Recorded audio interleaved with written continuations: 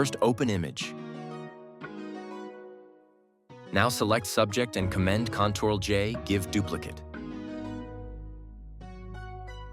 Select Pixel Duplicate Layer.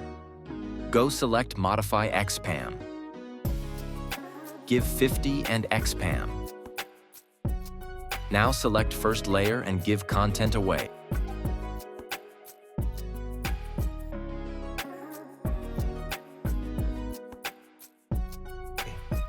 Command-Control-D to deselect. Select second image and go Puppet Warp.